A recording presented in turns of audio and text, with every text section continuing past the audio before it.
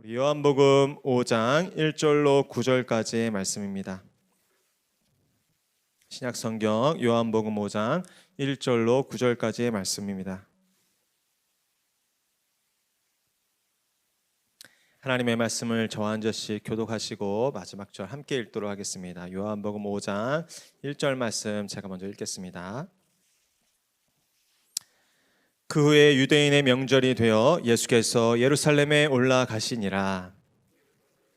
양문 곁에 히브리 말로 베데스다라 하는 못이 있는데 거기 행각 5이 있고 그 안에 많은 병자, 맹인, 다리 저는 사람, 혈기 많은 사람들이 누워 물의 움직임을 기다리니 천사가 가끔 못에 내려와 물을 움직이게 하는데 움직인 후에 먼저 들어가는 자는 어떤 병에 걸렸든지 낫게 됨이더라. 거기 38해 된 병자가 있더라. 그 누운 것을 보시고 병이 벌써 오래된 줄 아시고 이르시되 내가 낫고자 하느냐. 병자가 대답하되 주여 물이 움직일 때 나를 못에 넣어주는 사람이 없어 내가 가는 동안에 다른 사람이 먼저 내려가나이다. 예수께서 이르시되 일어나 내 자리를 들고 걸어가라 하시니 함께 읽겠습니다. 그 사람이 곧 나아서 자리를 들고 걸어가니라. 이날은 안식일이니. 아멘. 제가 한번 기도하고 말씀 나누겠습니다. 하나님 감사합니다. 오늘도 여러 사정과 또 정말 이곳에 나올 수 없는 이유들이 있었지만 그러나 하나님께서 도우시고 인도하여 주셔서 오늘 우리가 이 자리에 함께 모일 수 있었습니다. 하나님의 은혜와 또 하나님의 도우심이 이미 우리 가운데 있는 줄로 믿습니다. 그 부르신 주님 앞에 모든 것을 맡기며 이 시간 또한 말씀 앞에 섰습니다. 하나님 우리에게 들을 귀를 주시고 또 듣는 마음을 주셔서 오늘 생명의 말씀을 듣는 은혜가 있도록 축복하여 주시옵소서. 그 일 가운데 부족한 자를 사용하여 주시고 오늘 우리 모두가 주의 말씀을 받도록 도와주시옵소서. 그렇게 하실 주님 믿고 감사드리며 예수님의 이름으로 기도드리옵나이다. 아멘. 여러분 지금 우리나라가 대선을 앞두고 있습니다. 이 대선을 앞두고 온 나라가 정말 마치 이 폭풍 전야와 같은 시간을 보내고 있습니다. 워낙 이 거대 정당의 두 대표가 정말 이 대등하게 그리고 이 팽팽하게 맞서고 있어서 정말 결과를 예측하기 힘든 상황입니다.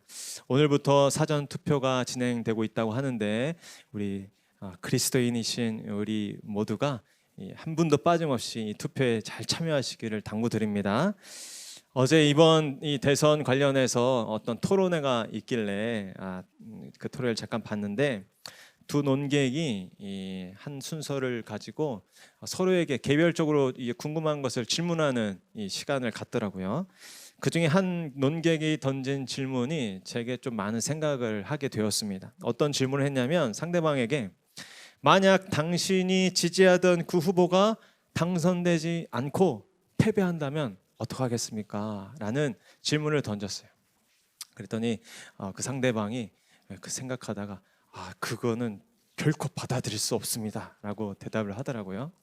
그 모든 이제 과정을 보면서 이 지금 대한민국 사회가 얼마나 서로를 이렇게 불신하고 또 혐오하고 또 부정하고 있는가. 우리가 잘 알고 있잖아요. 지금 뉴스와 온갖 기사를 통해서 보도되는 그 내용들을 접하면서 저만 해도 그런 생각이 드는 것 같아요. 그런 걱정이 드는 거죠. 과연 이 선거를 통해서 이 나라가 보다 나은 방향으로 나아갈 것인가? 그런 기대는 있지만 과연 이 선거를 통해서 이후에 우리나라가 좀 더 발전적인 나라로 나아갈 것인가? 아니면 오히려 이 선거 때문에 더 심각한 그런 어려움 가운데 나아갈 것인가? 기도가 절로 나오더라고요. 정말 이 나라를 하나님께서 붙잡아 주실 줄로 믿습니다. 우리의 어떤 정치나 우리의 이념이나 우리의 어떤 신념이 아니라 정말 하나님께서 이 나라를 지켜주셔야 이 나라가 세워질 수 있는 줄로 믿습니다. 그래서 우리 믿는 분들이 이 대선 다음 주 수요일인가요? 이 대선을 위해서 기도할 뿐 아니라 그 이후에도 우리가 더 많은 기도로 이 나라를 위해서 기도해야겠다는 생각을 하게 됩니다. 예수님은 이렇듯 죄된 인간의 한계로 인하여서 점점 더 고립되고 갈등하고 망가지고 병들고 있던 이 땅을 위해서 오신 것이죠. 이 세상이 창조의 그 아름다운 빛을 모두 잃어버리고 점점 어둡고 캄캄한 곳이 되어버린 것입니다. 그래서 요한복음 1장에 보면 예수님께서 이 땅에 오신 것을 어둠을 빛이 찾아오셨다라고 표현하는 것입니다. 예수님은 죄로 인해 창조의 아름다움과 기쁨을 잃어버린 이 땅에 새 일을 행하기 위해 오신 것입니다.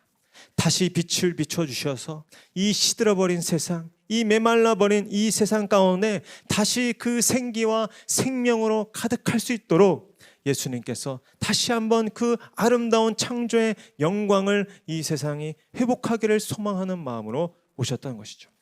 오늘도 예수님은 정말 음침하고 정말 어두웠던 한 이 우물가 그 근처에 누워있던 한 병자를 만나 주시며 그 인생을 빛 가운데로 인도하고 계십니다. 오늘 이곳에 계신 저와 여러분 모두에게도 이 빛이 임하는 은혜가 있기를 축복합니다.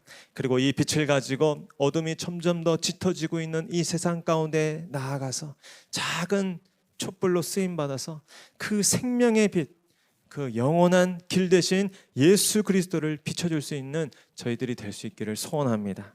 오늘 우리 본문을 찾아볼 텐데요. 먼저 예루살렘 베데스다 목가라는 곳에 많은 병자들이 모여 있던 것을 보게 됩니다. 우리 1절로 4절까지 말씀 한번 같이 읽겠습니다. 시작. 그 후에 유대인의 명절이 되어 예수께서 예루살렘에 올라가시니라. 예루살렘에 있는 양문 곁에 히브리 말로 베데스다라 하는 못이 있는데 거기 행각 5이 있고 그 안에 많은 병자, 맹인, 다리 저는 사람, 혈기 많은 사람들이 누워 물의 움직임을 기다리니 이는 천사가 가끔 못에 내려와 물을 움직이게 하는데 움직인 후에 먼저 들어가는 자는 어떤 병에 걸렸든지 낫게 됨이더라. 아멘. 오늘 이 예루살렘 베데스다 목가에 많은 병자들이 몰려 있었다라고 기록하고 있습니다. 지금은 유대인의 명절이었습니다. 많은 순례객들이 명절을 맞아 이 예루살렘으로 올라온 상황이었죠. 예수님도 그때 예루살렘을 방문한 지금 상황입니다.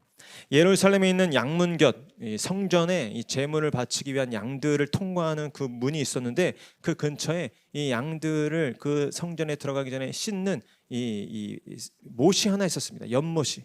그 못이 바로 오늘 이 본문에 등장하는 베데스다 연못이었습니다.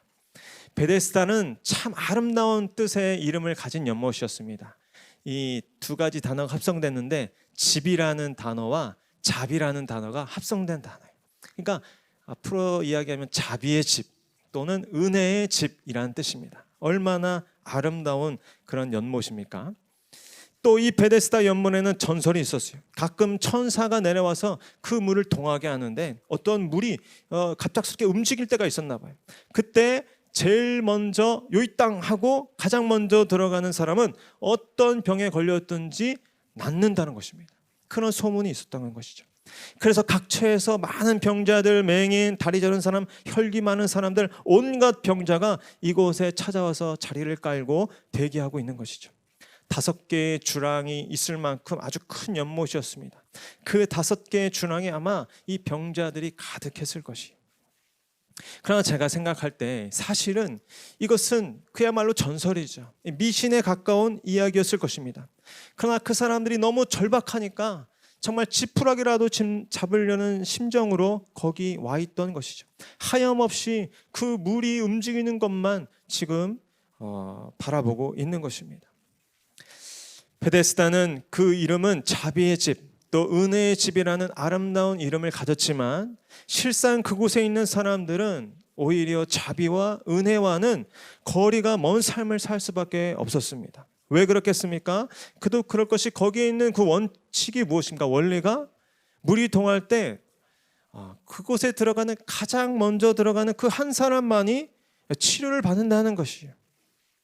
그러니 자연스럽게 주변에 있는 사람들이 같은 아픔을 가진 또 같은 정말 슬픔을 가진 동료고 이웃이 아니라 서로를 이기고 또 서로를 뿌리치고 또 서로를 속여야 될 그런 경쟁 상대로 여기게 되는 것입니다. 저는 이 본문을 보면서 마치 이 세상이 이 예루살렘 양문 곁에 있던 베데스다 연못과 같다라는 생각을 했습니다. 뜻은 은혜의 집, 자비의 집이지만 결코 자비를 찾아볼 수 없는, 은혜를 찾아볼 수 없는. 그래서 어떤 문학가가 이런 말 했잖아요. 세상은 멀리서 보면 희극이지만 가까이서 보면 비극이다. 정말 맞는 말인 것 같아요.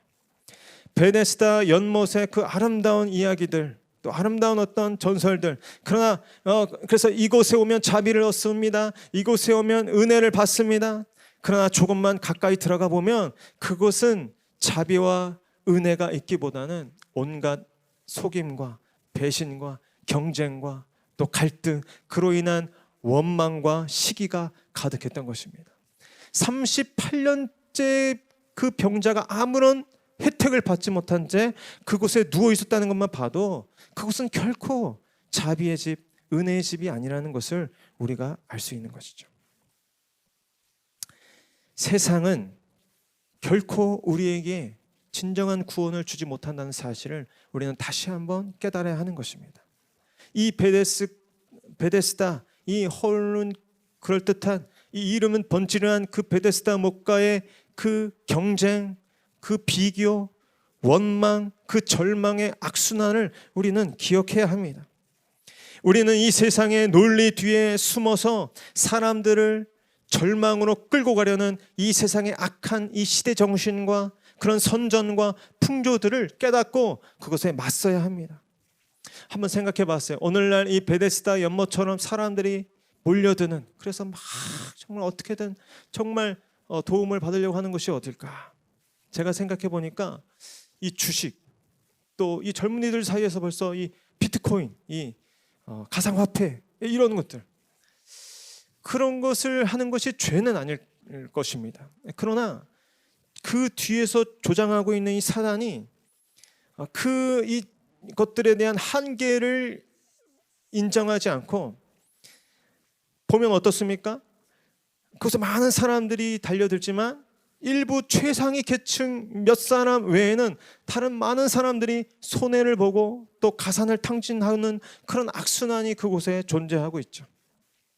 그 투자가 잘못된 죄는 아닐 것입니다. 그러나 문제는 사단이 이러한 세상에 사람들이 모이고 또 관심을 가는 그곳에 사단이 어떤 이 세상의 이 베데스다의 그 과도한 전설, 또 그런 신화를 퍼뜨려서 사람들의 그곳에 구원이 있다고, 마치 그곳에서 인생의 참된 의미와 내 어떤 가치를 발견할 수 있을 거라고 믿게 하는 것, 그 사단의 미혹이 있다라는 것입니다.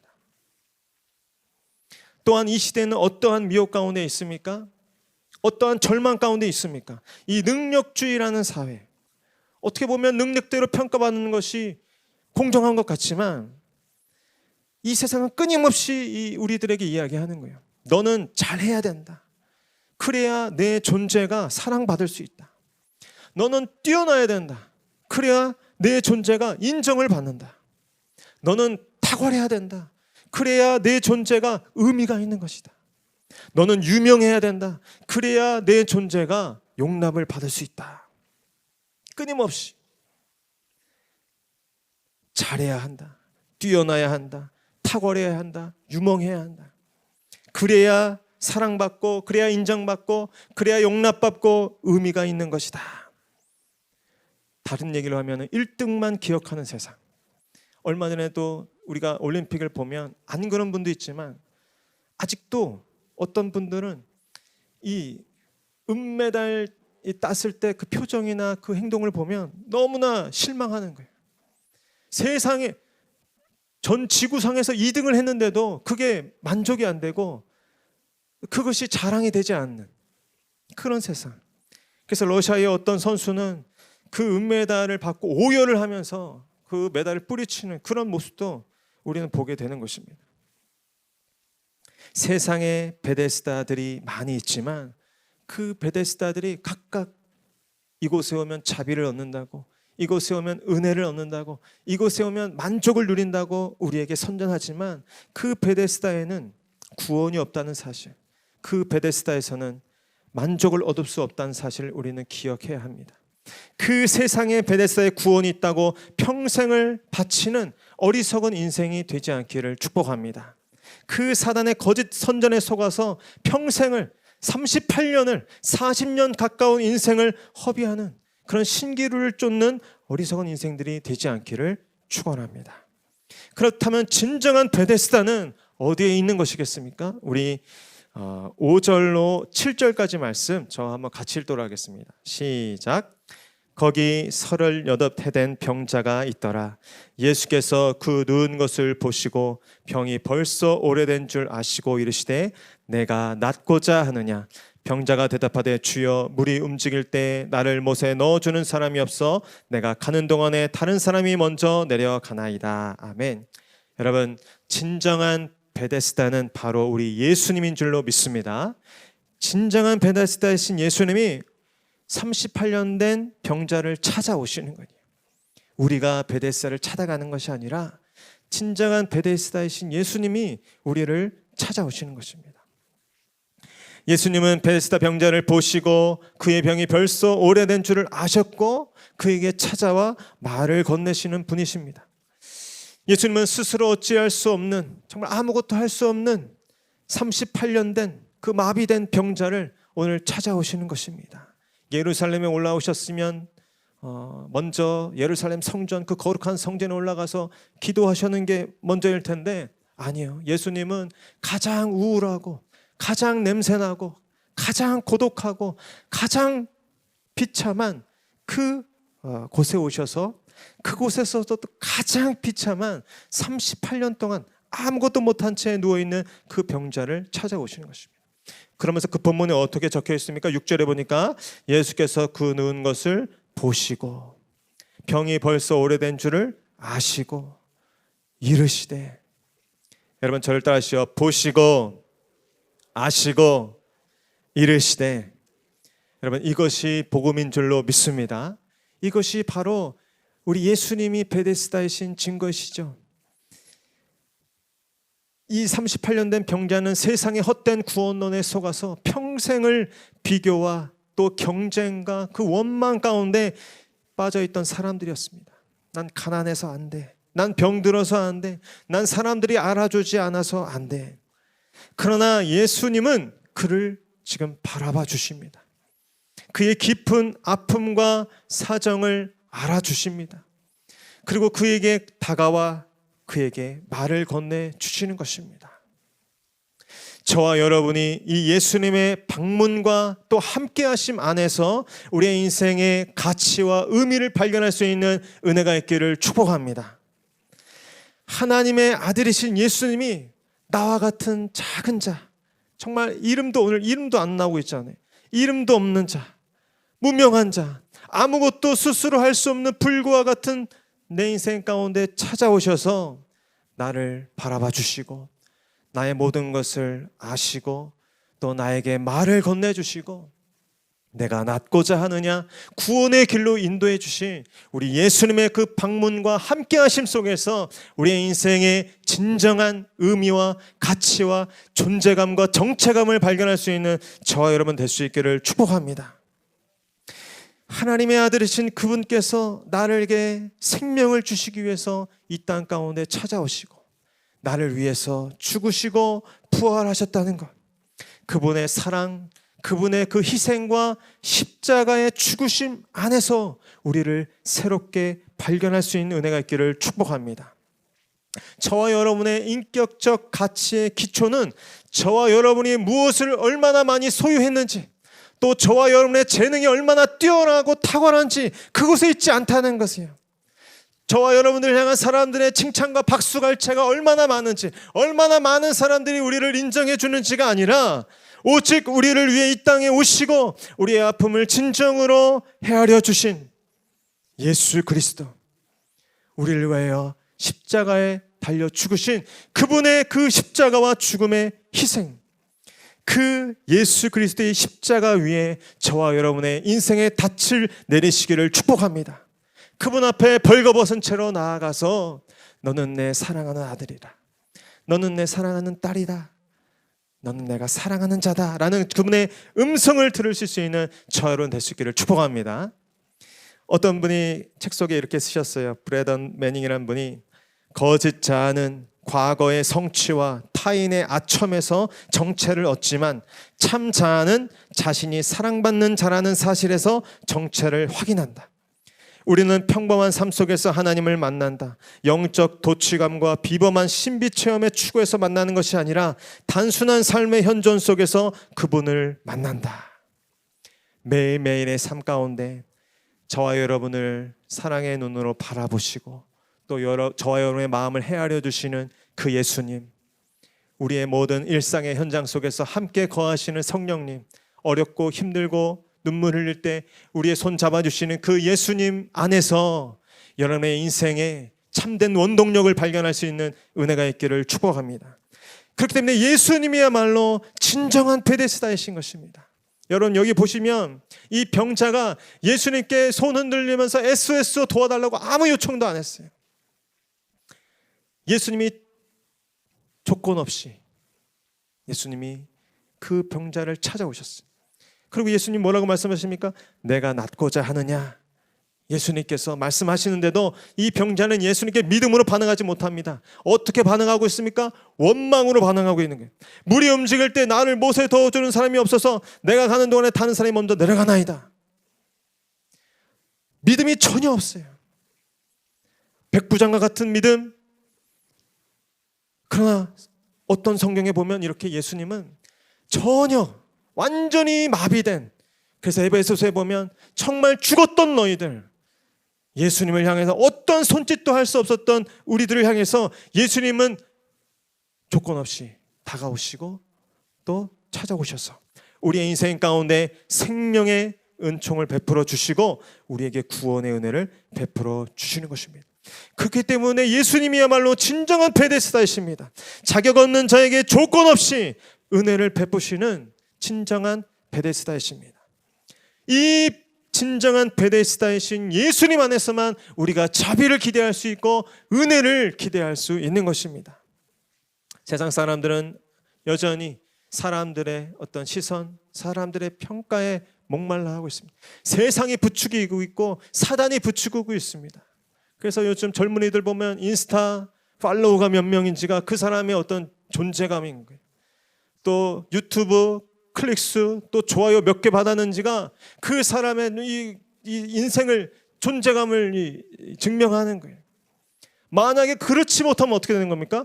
그것이 만약에 뭔가 흔들렸거나 만약에 팔로우가 막 빠져나갔거나 그러면 어떻게 되는 것입니까? 자신의 존재가 완전히 흔들리는 거예요. 그러한 얄팍한 시대에 그 사단의 얄팍한 속임수에 우리가 지금 놀아나고 있는 것입니다.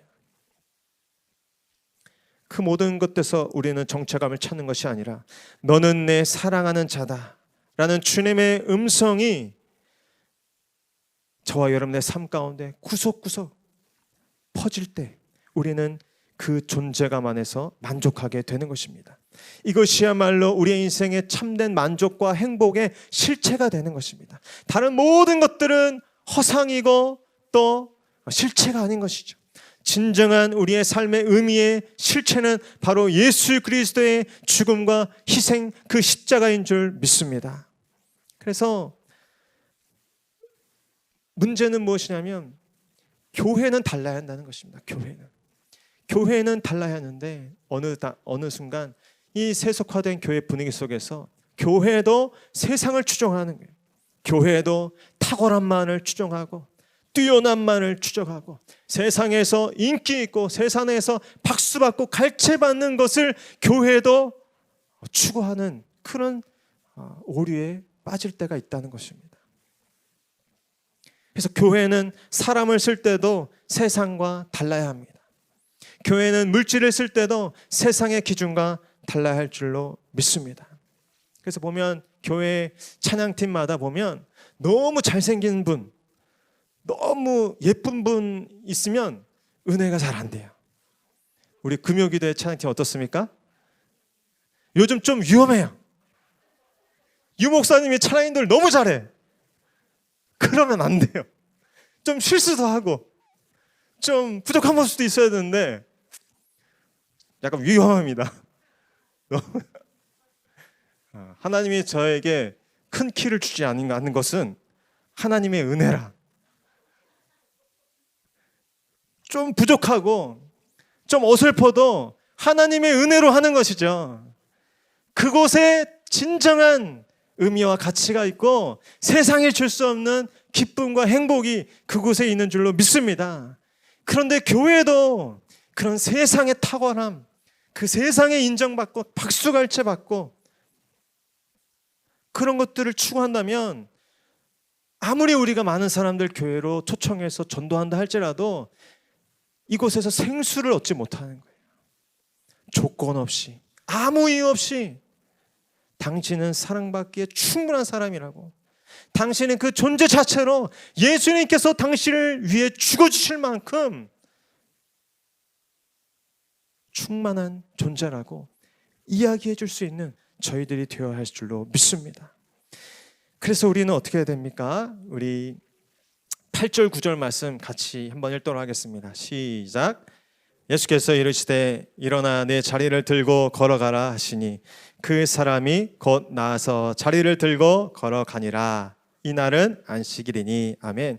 여러분, 예수님은 38년 된 병자를 향해 일어나 걸어가라고 오늘 명령하고 계십니다. 오늘 저와 여러분들을 향해서도 예수님께서 명령하시는 줄 믿습니다. 일어나 내 자리를 들고 걸어가라.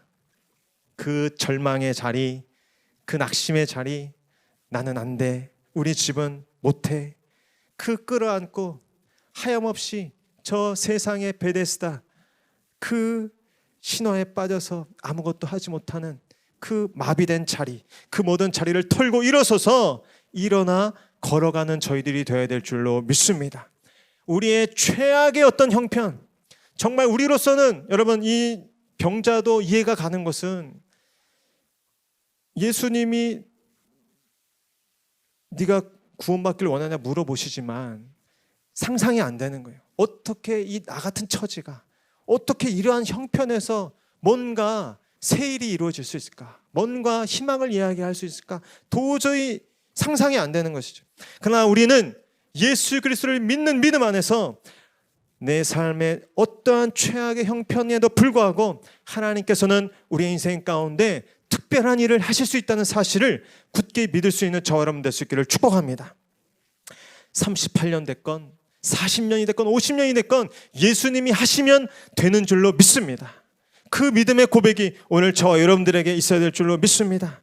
예수님의 명령을 듣고 그 인생이 무시하고 그 말 한 귀를 듣고 한 귀로 흘렸다면 그 베데스다, 거짓된 세상의 베데스다 자리에 깔고 평생 누워 있어야 했을 것이죠. 그러나 오늘 이 병자는 믿음도 없고 용기도 없고 정말 보잘것없는 인생이었지만 예수님의 말씀을, 그 한 말씀 믿고 그 자리에서 일어나 걸었던 것입니다.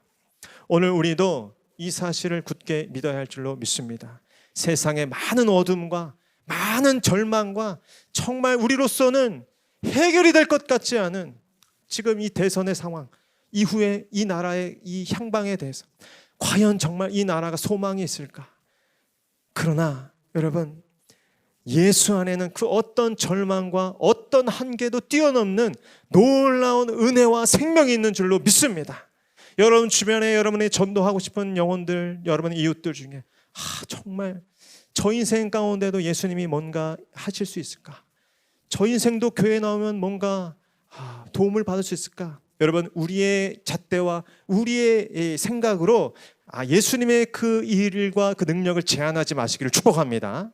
예수 안에는 그 어떤 인생도, 어떤 망가지고 형편없이 무너진 인생도 일으켜 걷게 하시는 그 놀라운 생명과 능력이 있는 줄로 믿습니다. 우리의 자신을 향해서도, 우리의 가족을 향해서도, 우리의 자녀들, 또 우리 이웃을 향해서도, 또 우리 한국교회를 향해서도 이 믿음을 가지고 담대히 나아가 일어나 걸어가 참된 예수, 참된 베데스다이신 예수 그리스도를 증거할 수 있는 작은 베데스다로 저 여러분의 삶 가운데서 살아가실 수 있는 저 여러분 될 수 있기를 축복합니다. 그래서 나는 사랑받을 자격이 없어, 나는 쓸모없는 인생이야, 나는 실패자야 라고 말하며 고독하게 정말 슬피 울고 있는 자들에게 다가가 그렇지 않다고.